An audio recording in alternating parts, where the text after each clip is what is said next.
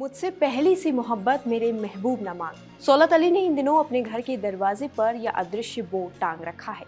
कांग्रेस से विधायक रहे सौलत की गिनती कभी जिले की कद्दावर नेताओं में होती थी। कांग्रेस के बाद उन्होंने समाजवादी पार्टी की ओर रुख किया और वहां भी ठीक ठाक हैसियत हासिल कर ली। लेकिन जब सियासी महत्वाकांक्षाओं को यहाँ मजबूत जमीन नहीं मिली तो उन्होंने समाजवादी पार्टी से भी किनारा कर लिया। अब सौलत सियासत में है भी और नहीं भी। खूब पर्दा है कि चिलमन से लगे बैठे हैं, साफ छिपते भी नहीं, सामने आते भी नहीं की तरह। अपने सियासी सफर के दौरान सौलत ने एक साथ कई युगों को जिया है। पुराने मूल्यों को ध्वस्त होते और नए मूल्यों को आकार लेते देखा है। उनके पास ढेरों किस्से हैं, कुछ खट्टे और कुछ मीठे। इनमें इंदिरा गांधी, सुचेता कृपलानी, आचार्य कृपलानी, मुलायम सिंह, अखिलेश यादव और ना जाने कितने ऐसे नेता हैं जो सियासत की किताबों में सुनहरे हरफों में दर्ज हैं। से आपने सियासत शुरू की, उस दौर को याद कीजिए जब आप राजनीति में आए। कौन लोग शहर में सक्रिय थे, उनकी अपनी क्या पर्सनालिटी थी, आपके साथ उनके जो इंटरेक्शन हुआ उसमें आपने कैसा महसूस किया, कैसे और ये पार्टी बियॉन्ड जाना, ये मतलब किसी भी आप जो भी लोग बड़ी शक्ति में सक्रिय थी, आप पार्टी के साथ किसके साथ, उसको जाहिर सी बात है कांग्रेस उस दौर में मजबूत थी तो कांग्रेस का ही नेता बड़े नेताओं में शुमार रहेंगे जी। तो लेकिन उसके अलावा भी समाजवादी या भाजपा के जो भी थे, आप उस दौर को निकाल वहां से शुरू कर। एक तो शक्ल ये होगी कि मैं खुद से बोलना बताना, नहीं आप ही बोलेंगे, आप ही बोलेंगे। शक्ल ये होगा, आप पूछते जाए। नहीं मैंने शुरुआत कर दी, बाकी बोलना आप ही। ये एक तरफा ये बन रहे हैं, मतलब हम सिर्फ कैटलिस्ट हैं, यहाँ पर कुछ नया जोड़ना होगा, हम बोलते रहेंगे चाहे सलाम चाहे बाकी मतलब आप ही का है, ये आपकी ये एक वही मैंने कहा ना कि रिकॉल है ये बस। कि मैंने शुरू करूं? हाँ बिल्कुल बिल्कुल शुरू करें, बाद में एडिट कर लेंगे आप। मैंने लखनऊ से शिक्षा प्राप्त की है, वहीं से हाई स्कूल किया, वहीं से इंटरमीडिएट किया मैंने, और वहीं चियाबड़ी से BSc किया, फिर लखनऊ यूनिवर्सिटी से मैंने लॉ किया। 75 में लॉ पास किया और मैं यहाँ वकालत में आ गया था। घर का 5 भाइयों में सबसे बड़ा भाई था मैं। फादर मेरे राजनीति में थे, तो विधायक भी चौधरी रियासत हुसैन साहब 4 बार विधायक रहे, 20 वर्ष विधायक रहे। वो सोशलिस्ट पार्टी के बड़े नेताओं में गिने जाते थे। उस वो विधायक थे, मैं वकालत में यहाँ आ गया था। अचानक ऑल ऑफ सडन 1986 में 16 जून 1986 को उनको हार्ट फेलियर से डेथ हो गई। चुनाव 89 में पिताजी किस सन में विधायक रहे थे? पहली बार सन 62 में विधायक हुए, 1962 में। 57 का भी चुनाव लड़े थे, 1500 वोट से हार गए थे। प्रजा सोशलिस्ट पार्टी आचार्य नरेंद्र देव जी की पार्टी से लड़े थे, वो झोंपड़ी निशान हुआ करता था। उसके बाद में अगला चुनाव 1962 में वो जीते और फिर 1969 में वो जीते। उसके बाद में फिर 77 में जनता पार्टी जब बनी थी तो जिले में उस वक्त 12 सीट्स हुआ करती थी विधानसभा की। अमरोहा और संभल भी इसी में शामिल था। तो 12 में से जनता पार्टी की लहर में 11 सीट जनता पार्टी ने जीती थी। अकेले मेरे फादर की सीट इंडिपेंडेंट जीते थे वो, जनता पार्टी के कैंडिडेट को हरा करके, और जमानत रद्द करा 1977 में। उसके बाद में फिर दोबारा से मैडम इंदिरा गांधी का दौर आया 1980 में, फिर कांग्रेस की लहर आई। तो उस वक्त 12 सीटों में से 9 सीटें कांग्रेस ने जीती थी इस जिले में, एक बीजेपी ने जीती थी, एक लोकदल ने जीती थी और एक मेरे फादर इंडिपेंडेंट जीते थे। उस वक्त भी लहर के खिलाफ आजाद जीते थे। वो उनका एक दौर रहा और उन्हें लोग दिल और जान से चाहते भी थे। राजनीति को सेवा भाव से उन्होंने किया और इस चीज़ की लोगों ने, उस वक्त के लोगों ने कदर की, जो कि आज के दौर में और इस नई पीढ़ी में वो कदर देखने को नहीं मिलती। मैं वकालत में था जब उनका 86 में देहांत हो गया, स्वर्गवास हो गया, तो मुझ पे उनके हितैषी, उनके यार दोस्त जो क्षेत्र के प्रमुख व्यक्ति थे, उन्होंने मुझ पे कहना शुरू किया, दबाव बनाना शुरू किया कि अब आप बड़े हो घर में तो आपको चुनाव लड़ना है। मैं राजनीति से बहुत घबराता था। बाबूजी के चुनाव में भी मैं कभी क्षेत्र में निकल के नहीं गया, मैंने कोई गांव नहीं देखा था।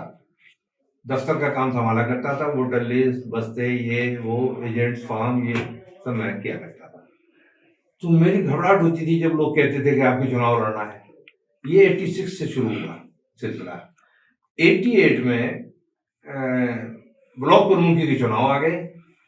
भगतपुर ब्लॉक से बहुत खास हमारे अजीज हुआ करते थे, वो 3 बार प्रमुख रह चुके थे, लाला मोहम्मद हुसैन साहब, वही फिर चुनाव लड़ रहे थे। बाबूजी उनको प्रमुख बनवाया करते थे। तो हमने अपना कर्तव्य समझ के कि ये बाबूजी के पुराने साथी हैं और इस बार फिर चुनाव में आ गए हैं, तो हमने उसमें थोड़ा सा बाहर निकलना शुरू किया और उस चुनाव में थोड़ी भागीदारी की, ब्लॉकों को की गई। जब हम क्षेत्र में घूमे फिरे तो लोगों ने और ज्यादा इस चीज को फिर वजन दिया कि नहीं, अब आपको आने वाला चुनाव लड़ना है विधानसभा। मुझे घबराहट बदस्तूर थी, तो मैंने सोचा यार मैं कभी क्षेत्र में गया नहीं, राजनीति से कोई वास्ता मेरा रहा नहीं, बाबूजी के पास उठना बैठना कभी नहीं रहा, वो हमें अपने पास बैठाना पसंद नहीं करते थे राजनीति को। उसमें हम जाओ अपनी वकालत करो या अपना अपने बच्चों को देखो, जो भी करना है। तो हमने कुछ देखा नहीं, सीखा नहीं, कैसे होगा राजनीति में चुनाव, कैसे लड़ा जाएगा।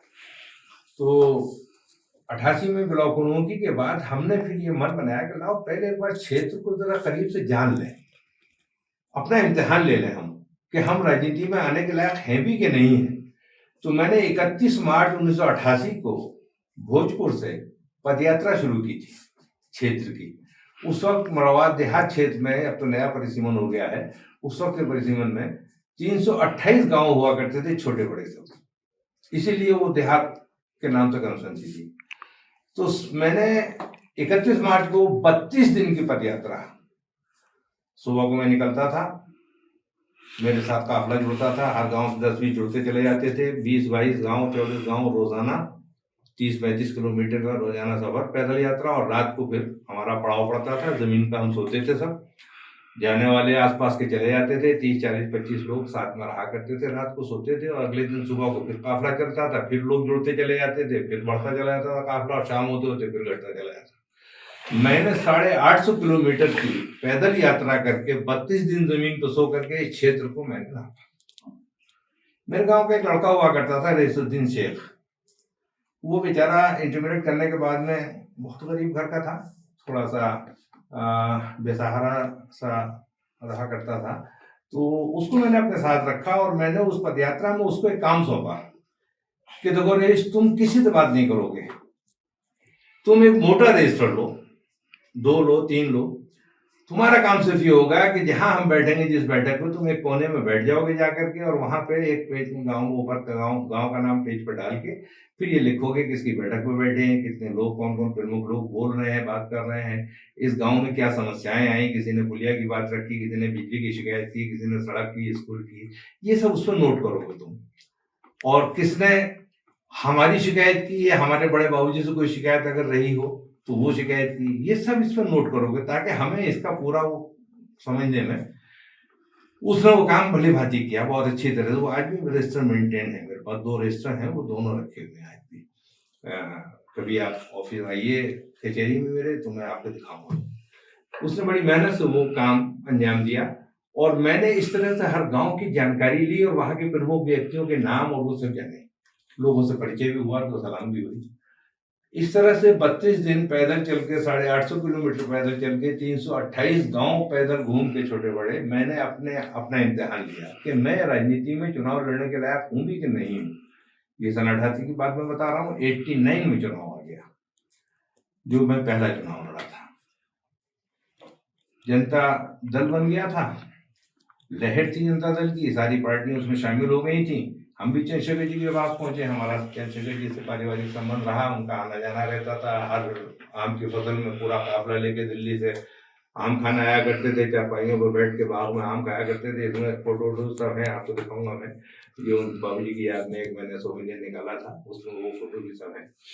तो उनसे हमने जाके कहा कि हम चुनाव लड़ने के इच्छुक हैं, लोग कह रहे हैं कि चुनाव लड़िए। तो वहां से हंस के बोले, यार सौलत, तुम्हारे यहाँ तो सिटिंग एमएलए है लोक दल का, और पॉलिसी बन चुकी है सिटिंग गेटिंग की। जनता दल जो बना है इसमें सब पार्टियां शामिल हुई हैं, तो इसमें एक पॉलिसी तय हो गई है कि सिटिंग गेटिंग, जो जिस पार्टी का सिटिंग है उसको टिकट में होगा। ये पहले से होने वाली चीजें नहीं है, मैं तुम्हें बुलाऊंगा। एक दिन अचानक खबर आई कि शाम को हरियाणा भवन पहुंचो। हरियाणा भवन ही केंद्र था उस वक्त जनता दल के जो टिकट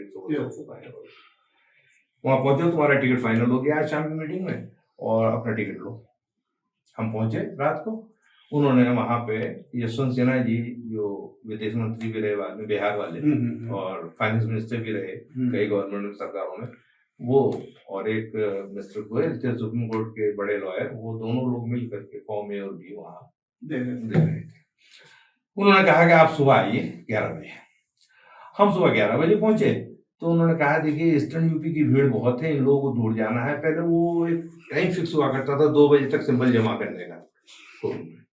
नॉमिनेशन आप पहले करा सकते हैं, लेकिन सिंबल आपका अगर 2 दिन बाद भी आया है तो वो जो लास्ट डेट हुआ करती थी उससे पहले पहले आपको सिंबल जमा करना होता था। अब तो वो चेंज हो गया है, इलेक्शन कमीशन का रूल अब तो साथ में ही सब लगाना पड़ता है फॉर्म में और नॉमिनेशन के, वरना आप इंडिपेंडेंट कैंडिडेट माने जाएंगे। आप ईस्टर्न यूपी की भीड़ ज्यादा छट जाए और लोड कम हो जाए तो आप 4 बजे आ जाइए। हम 4 बजे पहुंचे तो मालूम हुआ जब तक कुछ खेल बदल चुका था। तस्वीर चौधरी राजेंद्र सिंह जी, चौधरी अजीत सिंह जी के दामाद हुआ करते थे अलीगढ़ वाले, जिनकी मुख्यमंत्री की कुर्सी की लड़ाई थी मुलायम सिंह और उनकी 89 लखनऊ में उन्होंने बैठक हुई जिसमें वो टिकट को रुकवा दिया। उनका भी ये तो हमारे सिटिंग का टिकट है और हमारा बहुत खास आदमी है, वो तो हम उसका टिकट कैसे कटने देंगे। अजीत सिंह जी से बात की, उन्होंने अजीत सिंह ने कहा कि भाई चंद्रशेखर जी का बड़ा दबाव है और वो नहीं माने, वो उन्होंने ये करा है, तो नहीं साहब इसको दोबारा कंसिडर कीजिए। बहरहाल वो एक लंबी कहानी है। अगले दिन मीटिंग पे फिर वो रिकंसिडर हुआ और हमारा टिकट काट गया। टिकट होने को मिल गया रिजवान साहब को, जो सिटिंग थी। हमारे लोगों में जोश था, पहला चुनाव लड़ने की बात हो रही थी और बाबूजी के स्वर्गवास के बाद सबने कहा नहीं साहब हम आजाद लड़ेंगे, इंडिपेंडेंट लड़ेंगे, आप नॉमिनेशन कराइए और चुनाव हम अपने आप देखेंगे, आपको कुछ नहीं करना, आप सिर्फ क्षेत्र में हमारे साथ रहिए। तो साहब जोश में आके नॉमिनेशन हो गया। फावड़ा हमारा निशान था, लोग जनता दल का निशान चक्कर था। पार्लियामेंट का चुनाव साथ हो रहा था 89 में, दोनों चुनाव साथ थे, विधानसभा और लोकसभा, क्योंकि जनता दल बना था नया नया। सब नॉमिनेशन हो गया, चुनाव चल पड़ा, बहुत अच्छा चुनाव लड़ा गया, जोश था पब्लिक में। फिर बाबूजी की सिंपैथी भी थी उनके जाने की और लोगों में इस तरह से।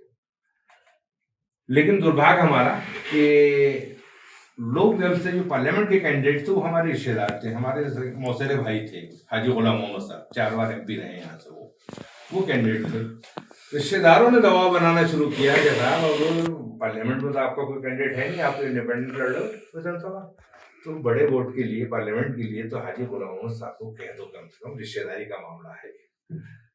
हमें तजुर्बा था नहीं राजनीति का, हमने उसका नफा नुकसान सोचा नहीं और हमने लोगों से बैठ के कहना शुरू कर दिया कि भैया नीचे फावड़े में हमें दे दो विधानसभा और ऊपर लोकसभा में हाजी जी को दे दो चक्कर में। आप मिश्रा जी ताजुब करेंगे कि 6,262 वोट कैंसिल हुए थे उसमें, जिसमें डबल मोहर लगी हुई थी। मेरे फावड़े पे भी मोहर थी और चक्कर पे भी मोहर थी, क्योंकि जब वो बैलेट पेपर आता था विधानसभा का तो उसमें चक्कर के अरे ये हाजी जी का, अरे बाप फावड़ा तो ये है बाबू जी का, नीचे हमारा निशान था, सास है नीचे पड़ता था, तो दोनों मोहर लगते 62 वोट कैंसिल हुए और मैं 593 वोट से चुनाव आ गया, सिर्फ 593 वोट। खैर शुरुआत हो गई राजनीति की। हमने फिर सोचा कि भाई पब्लिक ने दिलो जान से साथ दिया है तो हमें इसका एहसान भी चुकाना है, इनकी सेवा भी करनी है। वो थोड़े दिन के बाद, 1 साल भर 1.25 साल के बाद मुलायम सिंह जी ने हमें बुलाया लखनऊ। 2 लोग यहाँ से याद किए मुरादाबाद जिले से, एक मैं और एक रमाशंकर कौशिक साहब हुआ करते थे, 2 लोग। जब उन्होंने पार्टी बनाने की मीटिंग की थी मुलायम सिंह जी ने 92 में अपने बंगले पे 5 बीघा मार्ग पर, तो सिर्फ 2 लोग थे हम जिन्हें बुलाया था। भाई सहूलत हम चाह रहे हैं, हम पार्टी बनाना चाह रहे हैं और हम चाहते हैं तुम हमारे साथ आओ। हमें मालूम है चंद्रशेखर जी से तुम्हारे पारिवारिक संबंध है, तुम उन्हें नहीं छोड़ो, क्योंकि वो जो दौर था वो चंद्रशेखर जी और मुलायम सिंह का मिला हुआ दौर था। समाजवादी जनता पार्टी के नाम से चुनाव लड़ा गया था 91 वाला, चंद्रशेखर और मुलायम सिंह ने मिलकर के, और 92 में पार्टी बनाने की बात शुरू की तो चंद्रशेखर जी से अलग होने की बात की वो। तो मुलायम सिंह जी ने कहा कि भाई मैं जानता हूँ पारिवारिक संबंध है चंद्रशेखर जी से, लेकिन मुझे तुम्हारी जरूरत है मेरे साथ। तो मैंने कहा साहब चलिए, अगर मैं आपकी बात को मान भी लेता हूँ तो मैंने कहा ये कौशिक जी जो है ये तो मुझे माफ करेंगे नहीं। बोले इनसे तुम्हारा क्या झगड़ा, ये तो हसनपुर के कैंडिडेट है, तुम पूरा देहात के हो, दोनों जिले के एक दूसरे। साहब ये बात नहीं, ये मेरे सगे साड़ू से चुनाव हारते हैं।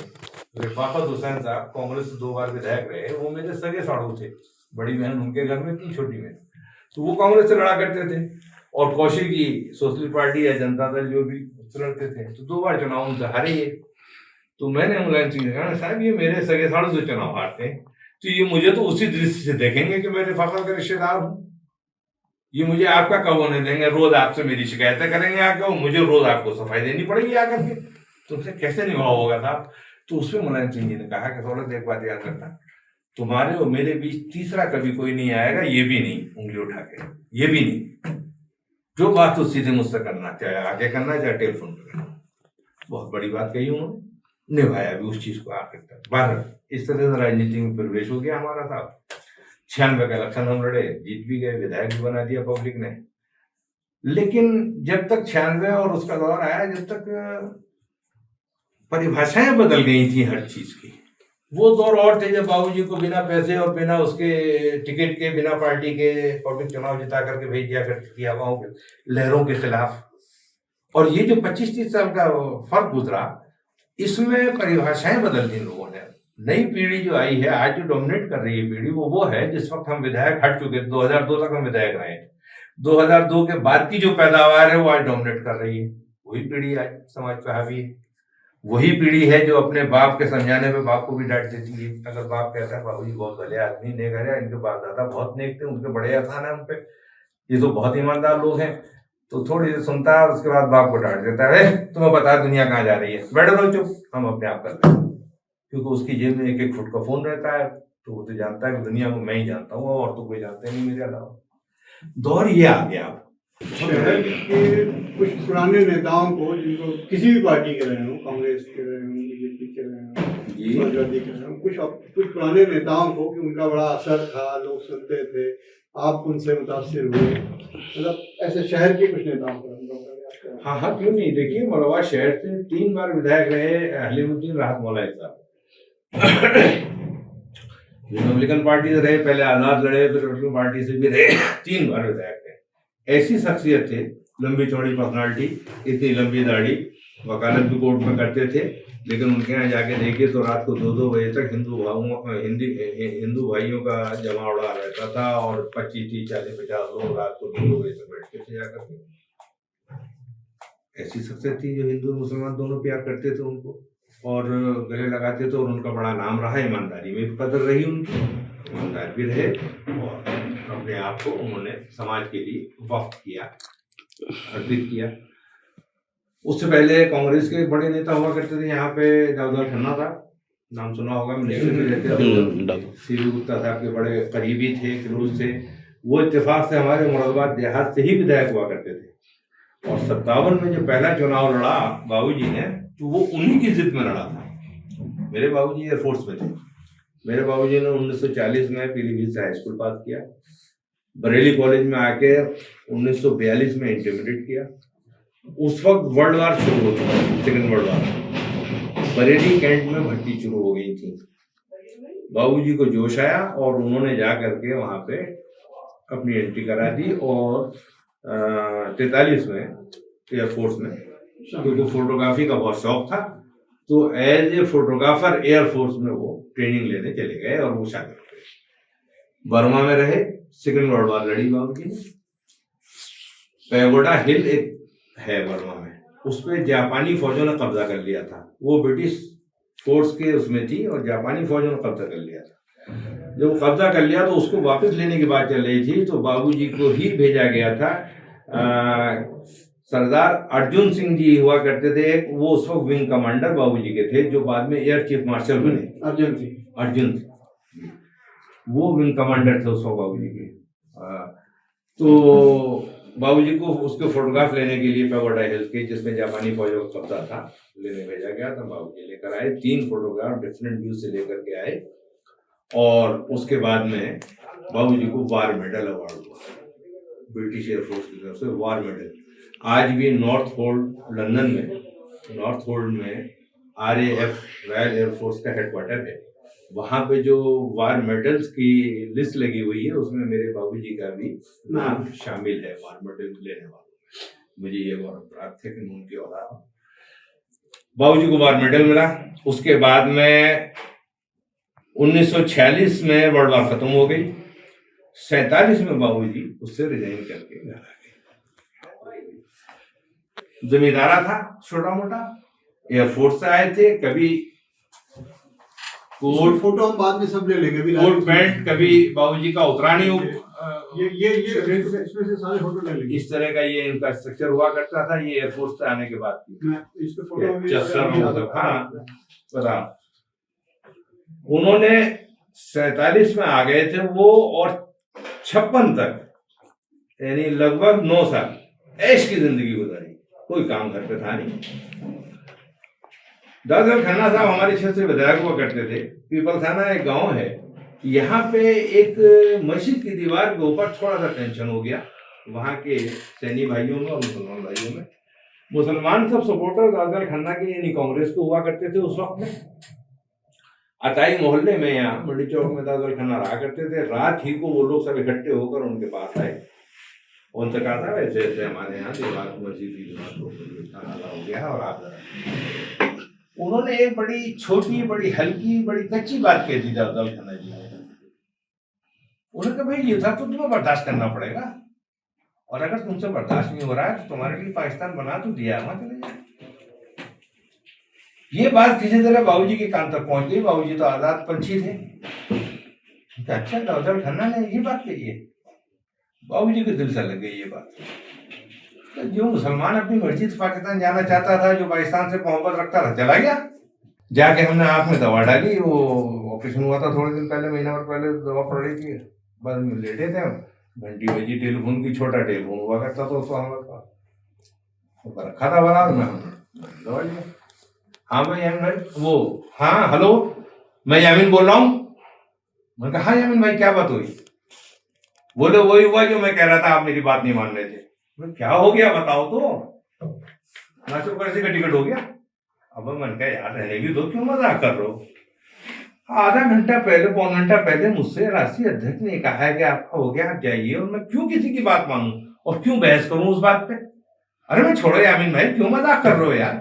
अरे क्या देखो तो यार, नेट पे आ चुका है और टीवी खोलो, 10-15 मिनट में टीवी पे आने वाला है। मैं भी हड़बड़ा के उठा था, मैंने भी मुंह को पानी मारा और टीवी खोला कमरे का।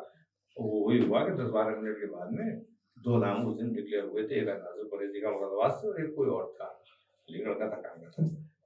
नाज़िर कुरैशी का टिकट हो गया। ठीक है, हम शाम को वापस चले। वो तो एक अलग बात रही कि फिर ये रात को मुरादाबाद के लोगों ने स्टेशन के जाके आजम खान को घेर लिया। फिर आजम खान ने अपना उल्टा सीधा बक के और वो टिकट बदलवा दिया, धौंस दी, अपना टिकट भी वापस भेज दिया। गाड़ी जो अखिलेश की थी वो भी वापस भेज दी। तो अखिलेश जी आ गए उसमें धौंस में, अगले दिन स्टेशन का हो गया था। अब क्यों हुआ था, कैसे वो टिकट हुआ था, मैं तो समझता हूँ कि उसी के एवज में ये इस वक्त विधानसभा दी गई है, उसी को लेवल करने के लिए, हमवार करने के लिए। जो पार्लियामेंट का टिकट नहीं हो पाया था तो चल तुम आगे एडजस्ट करेंगे, यही हुआ होगा। और था वो पार्लियामेंट विधानसभा दे दी गई, तो अब विधानसभा लड़के। अब मेरा कहना मतलब ये है शही कि जो दौर है और ये नई पीढ़ी है, ये व्यक्तित्व को नहीं पहचानती। पहले आदमी के काम पे वोट मिलता था, ईमानदारी पे वोट मिलता था, उसके लोग एहसान मानते थे, उसकी जिम्मेदारी को भी समझते थे। अब उल्टा हो गया, व्यक्तित्व को वोट नहीं देना चाहता आदमी, पहचानता ही नहीं व्यक्तित्व को, और पार्टी को वोट देने की बात करता है। और वो पार्टी को, चाहे पार्टी माफिया को टिकट दे दे, चाहे क्रिमिनल को दे दे, चाहे गधे को दे दे, चाहे घोड़े को दे दे, क्योंकि फला पार्टी का है इसलिए वोट है। ये हो रहा है। अब जब ऐसे लोग चुन के चले जाते हैं, पब्लिक भी उन्हीं को वोट देती है पार्टी के नाम पे, और इसी से ये नफरत बढ़ती चली जा रही है। जो आप देख रहे हैं हिंदू मुस्लिम एक समाज में बंटवारा सा होता चला जा रहा है। मैं इस चीज का बहुत विरोधी हूं। अगर आप व्यक्तित्व को वोट देना शुरू करते हैं तो ये बंटवारा अपने आप खत्म हो जाएगा।